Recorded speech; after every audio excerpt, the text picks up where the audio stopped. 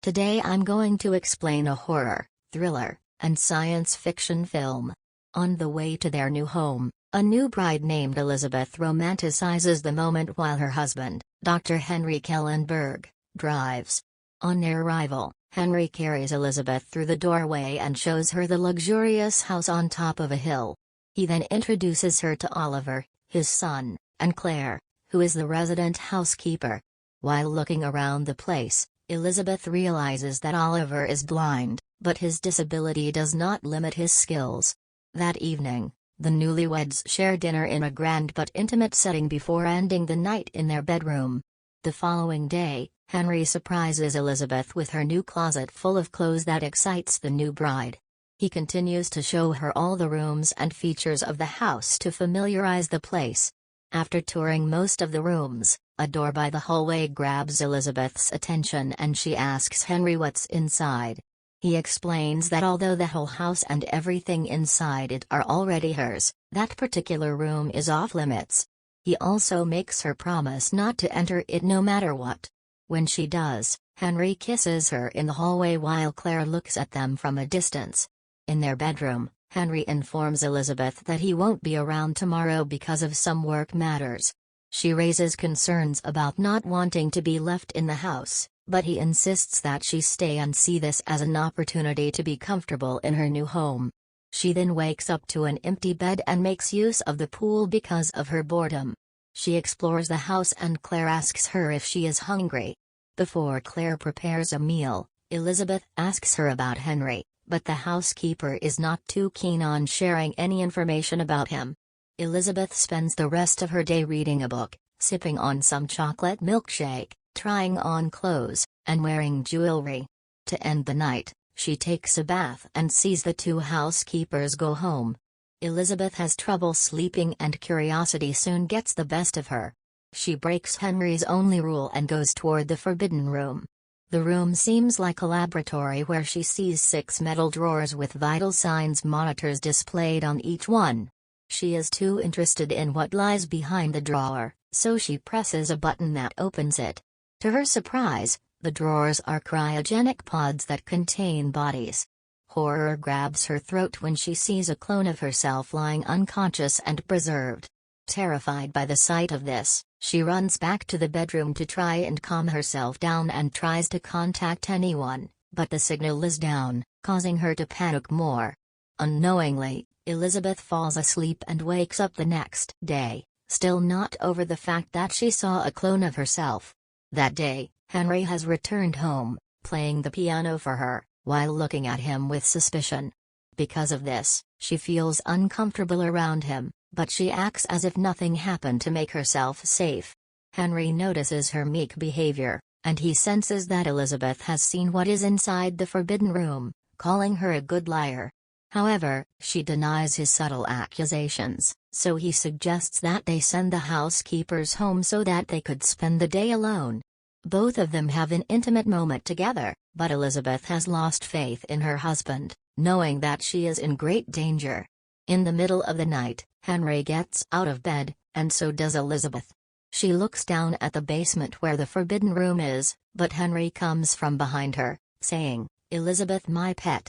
In a sinister way, he holds his machete while revealing that he is aware of her trespassing into the room, which frightens her so much. She runs away from him in an attempt to escape, but the doors are entirely locked, making her hide in the wine cellar. During that nerve-wracking night, Henry decides to just wait for her in the living room, and Elizabeth makes her way upstairs, thinking that the coast is clear. From the fireplace, she grabs an iron poker as her only tool of self-defense. She climbs up the stairs, where Henry grabs her foot from below, causing her to fall. While she lays on the floor, he mercilessly kills her with a machete, abruptly ending her life and their marriage all at once. To hide the evidence, Claire and Oliver help him dispose of Elizabeth's body in the garden. Oddly enough, the three seem pretty experienced in doing it, as if killing and burying a person is not new to their nature. After the body's disposal, the three of them eat breakfast together, but this time, Henry is not treated as the boss but rather an accomplice. On the same day, Logan, A detective who also happens to be Henry's friend, visits him and shares a drink. Logan asks about Elizabeth, but Henry brushes the topic off by steering the conversation toward Logan's work life. Henry gives him advice on dealing with this drain of employment to steer the topic away from him altogether. In Claire's separate quarter, Oliver visits and gives her flowers, which she refuses to accept, saying that he should stop being nice to her. He asks why she still serves Henry despite being unhappy, but she says they have unfinished business. Oliver accuses her of being in love with Henry, but she just calls him immature. To get rid of him, she accepts the flowers hesitantly. Weeks later, another Elizabeth is on the way home, just as what happened to the one before. It is complete déjà vu. Again, he carries her to the home entrance, tours her around, and gives her gifts for their marriage. The new Elizabeth also asks Henry about the forbidden room, and he gives his warning speech once again, to which she agrees to abide. Again, Henry gets to experience their honeymoon, just with another version of his bride. That night, he informs her that he will leave in the morning, just as he did last time. Now alone in the house, she entertains herself by looking at the paintings in the art gallery and dressing up just for fun. However, she runs out of things to do, so she decides to sneak into the forbidden room she promised not to enter. Inside the lab, she opens the drawer and sees her clone, which frightens her enough to run away. Unlike the last time, the clone opens her eyes and gets up after being preserved for a long time. She seems confused about her whereabouts and identity, so she blankly walks around the home undressed. Disturbingly, she enters the bedroom where Elizabeth has fallen asleep and touches her body as if she is someone familiar. Elizabeth wakes up to Henry greeting her good morning before informing her that he gave Claire a day off, leaving the both of them in the house. In the bathroom, she acts frantically because of her puzzled thoughts about her marriage, the room, and her safety. Without consent, Henry enters the bathroom and proceeds to wet a towel while telling Elizabeth that he is aware of her entering the room. He uses the towel to choke her, but she is able to fight back and be free from him. She hurriedly runs downstairs to the front door, but it is ineffective since the system is completely locked. Because of this, she grabs a knife from the kitchen while Henry prepares halothane to knock her unconscious. The trembling Elizabeth stays in the kitchen when Henry calmly approaches the piano to play some music but leaves just as the recorder continues the musical piece. Thinking that Henry is preoccupied with playing, she gets up, allowing him to come from behind and put the towel against her face. Elizabeth twitches around because of the chemical's contents, and after acting like she is unconscious, she stabs Henry on the back of his neck.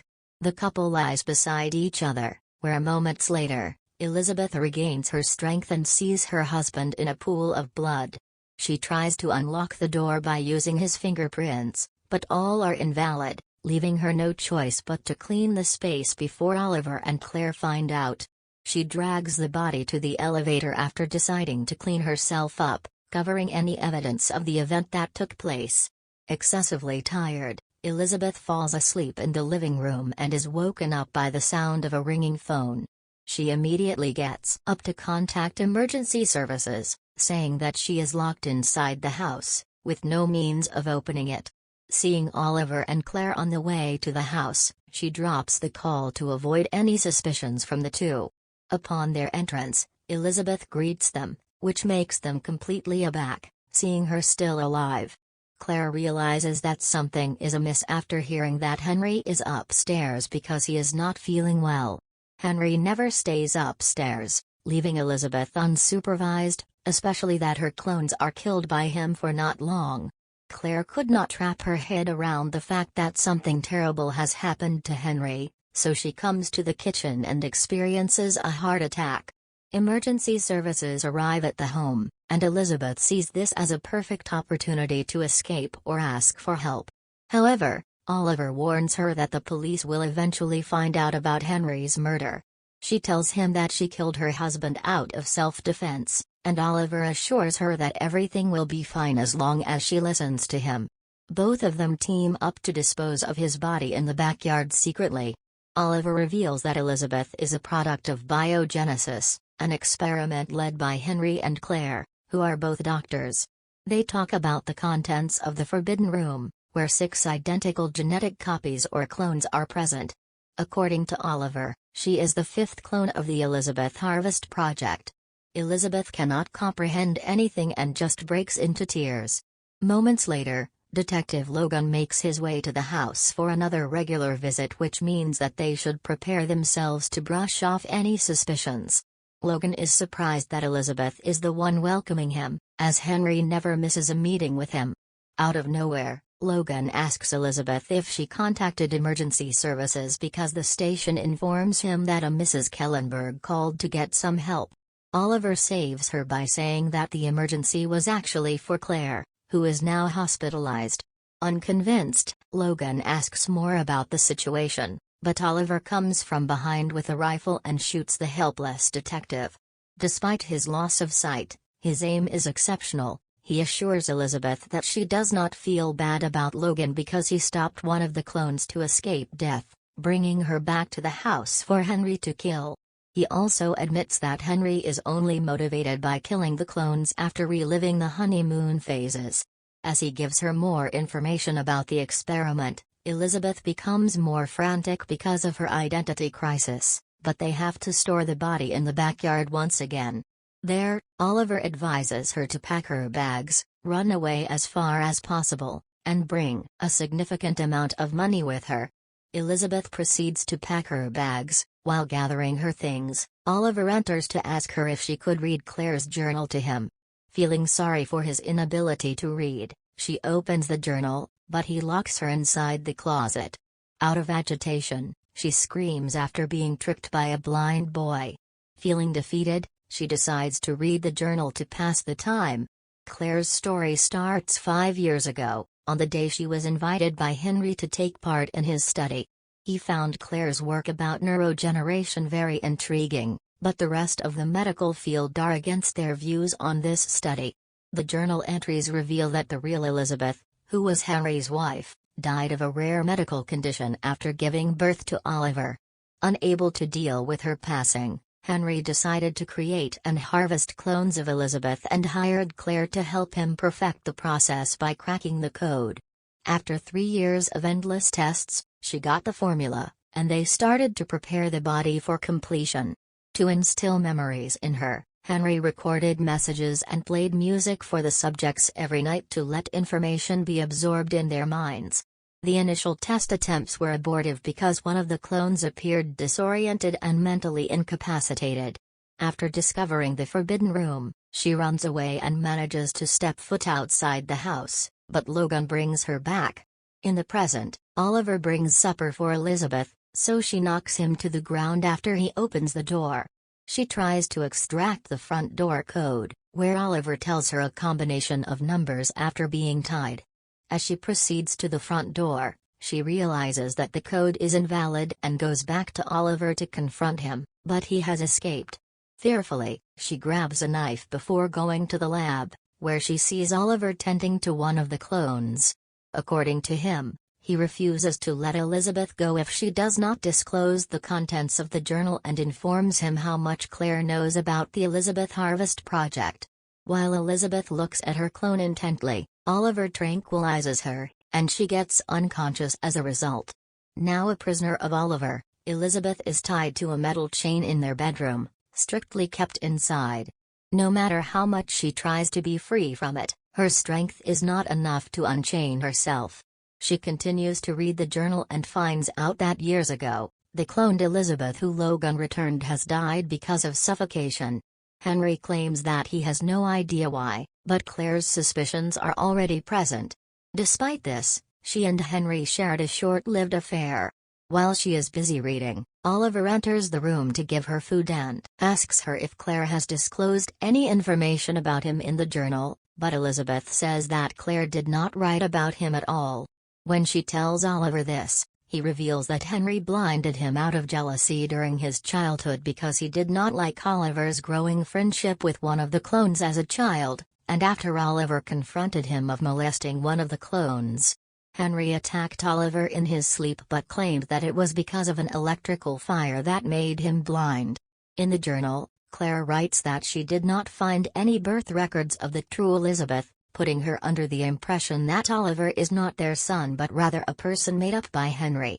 She suspects that Oliver is a younger